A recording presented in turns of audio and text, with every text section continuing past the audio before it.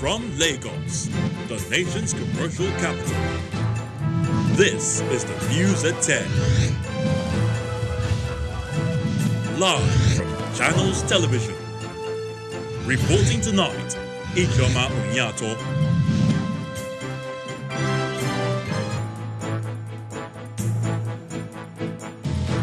Hello and welcome.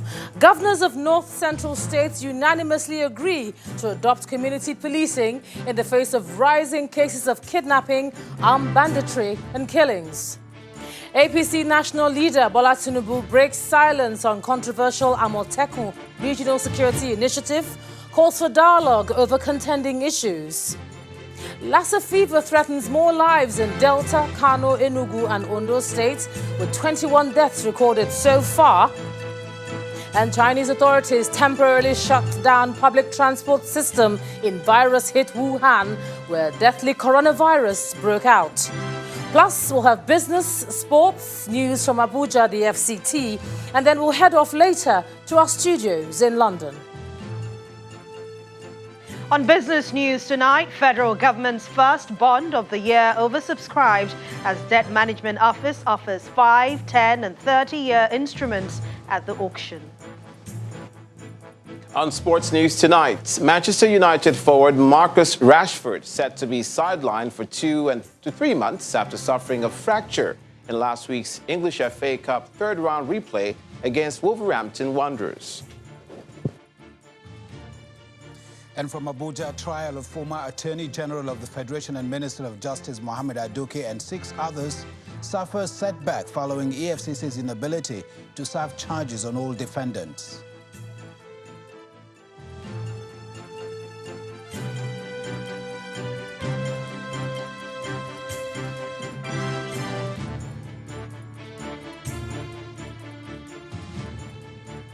Discussions on the issue of security are again heightening across the country as fresh conversations and suggestions emerge today from different fronts across the north and the south.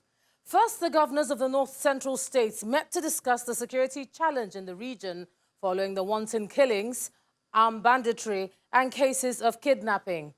And then the national leader of the All Progressives Congress, Chief Bola Tinubu, broke his silence on the controversial Amotekun security initiative in the southwest, while a notorious kidnapper was also shot dead in Katsina state.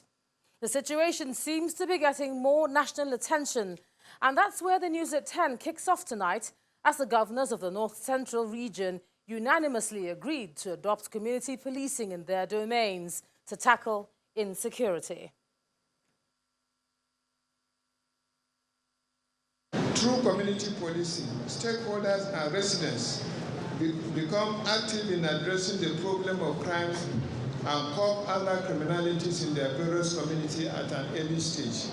The strategy creates a new emphasis on making community members active participants in the process of solving community security challenges, and it is hinged on mutual trust and confidence.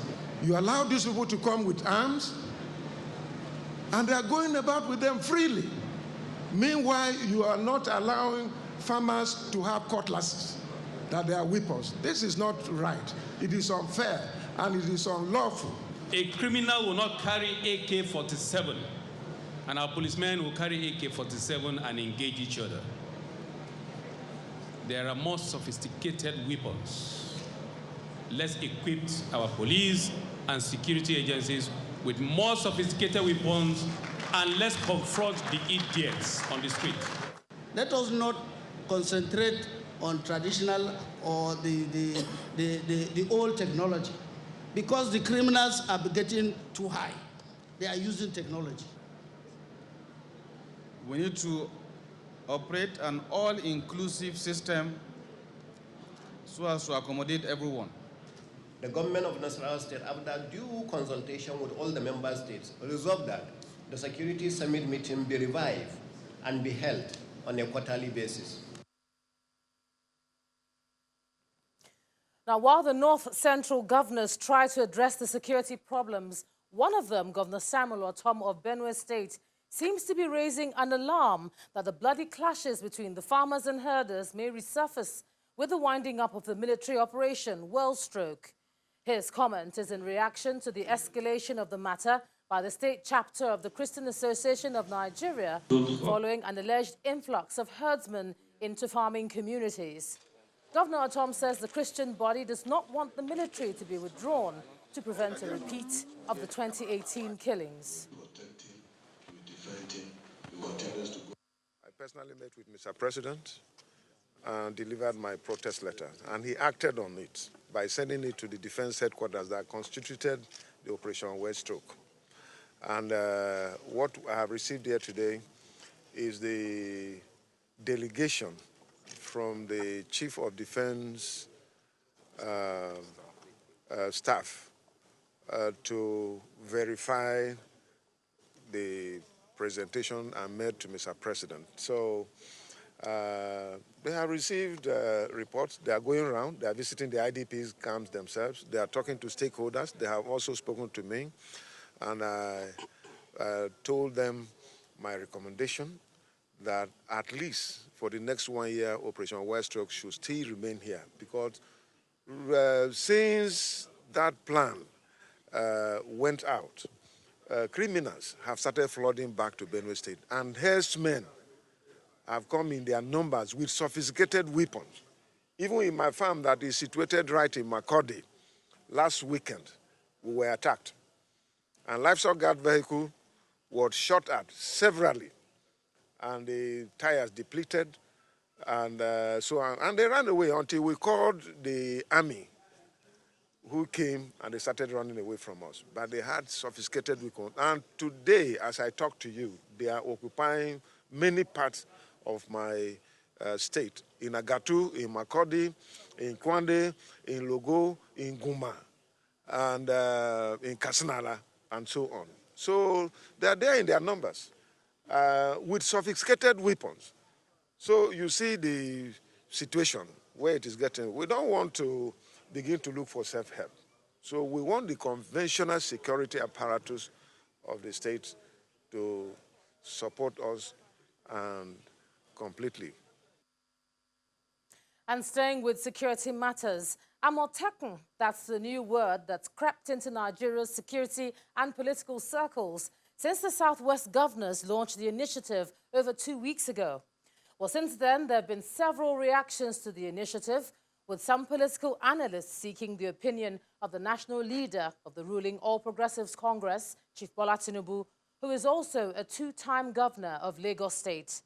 Today, he broke his silence on the controversy in a statement which he personally signed. In the statement, Chief Tinubu called for what he described as a private discussion between the Southwest governors and the Attorney General of the Federation and Minister of Justice, Abubakar Malami, over the matter. He said there's no basis for the fear about the foundation of the country being at risk as a result of the Southwest security outfit, warning that the fabric could be torn by what he calls dangerous rhetoric of those who should know better. In his words, those claiming that this limited, inoffensive addition to security threatens the Republic have taken themselves upon a madcap excursion. Those claiming that the federal government seeks to terribly suppress the Southwest have also lost their compass. According to him, Operation Amotekun is about how best state governors can assist with the safety and security of their people, but the initiative has been turned into a political tug-of-war. He said the best way to resolve the issue is through dialogue. Meanwhile, the police in Katsina State have shot dead a notorious bandit believed to have been terrorizing Danmusa and Kankara local government areas of the state and rescued a female hostage.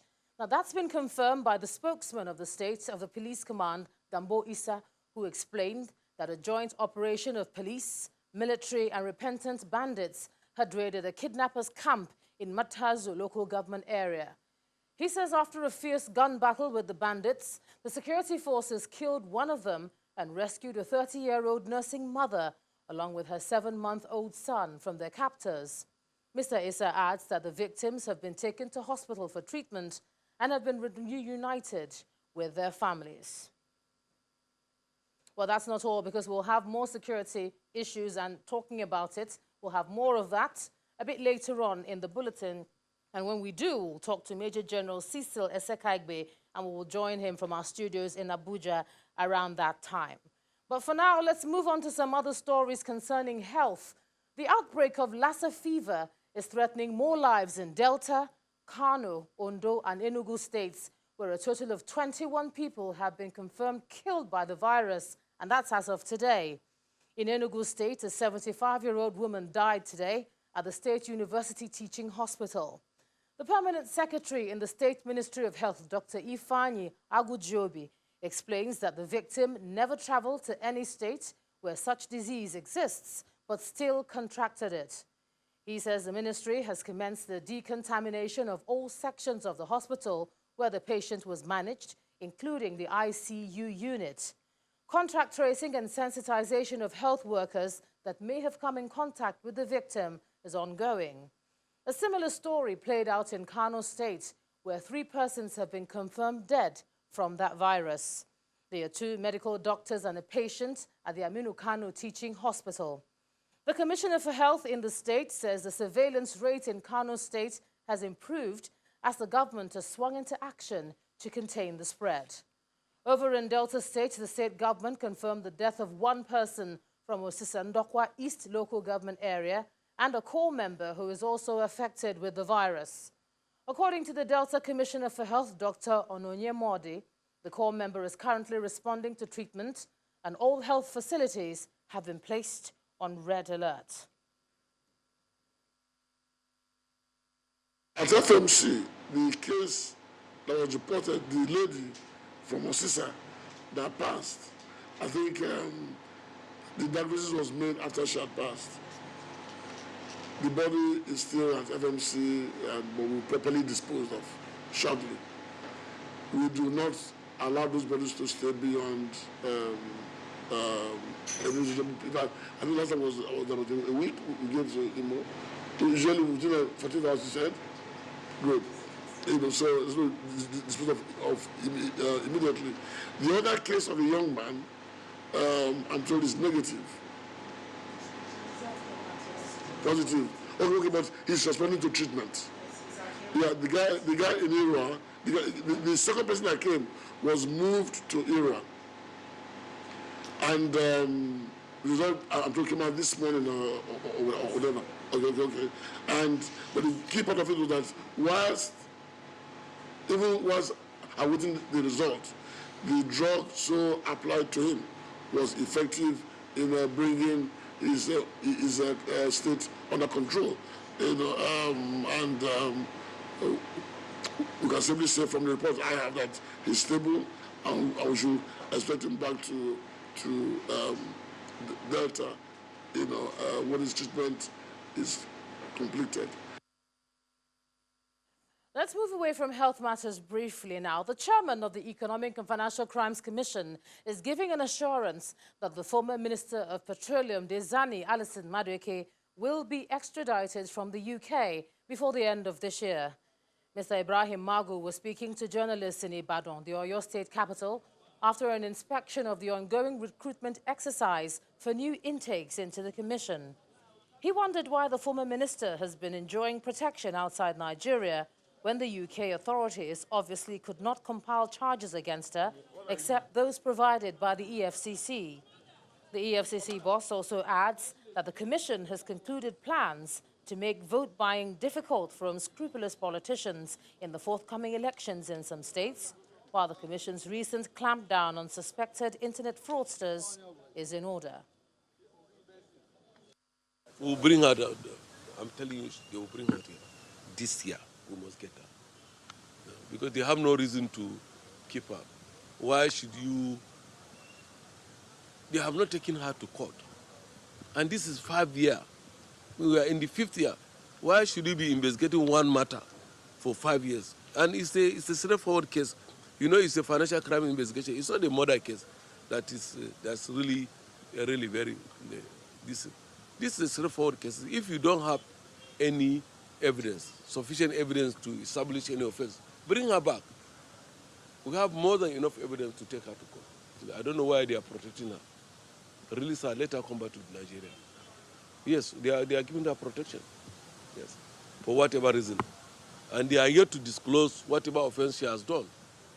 They are only relying on the evidence we have recovered. So they are not so serious people. But they are our partners, we work together. What we do is that we have to put our head together to do something to rehabilitate them, to bring them back so that we can reobserve them into the society. You understand? These are small boys who are very intelligent. They can be useful. There are a lot of fraudsters who have made millions, who are bank owners, etc., etc. So we can find a way to bring them back into the system so that they can be rehabilitated, so that they can be better citizens tomorrow. So that's why it's not about nightclub. Raiding of nightclub is left to the police. We don't have that much power. We go to nightclub when we are sure that it's the 419ers. So we are not raiding nightclub. We are going after the Yahoo boys. Yahoo. And we always do that when we have an actionable intelligence that is credible. In part 2, after the break, we'll continue with our focus on the security situation across the country, and we'll be joined by our security consultant, Major General Cecil Esekaigbe. That's in a moment. Please stay with us.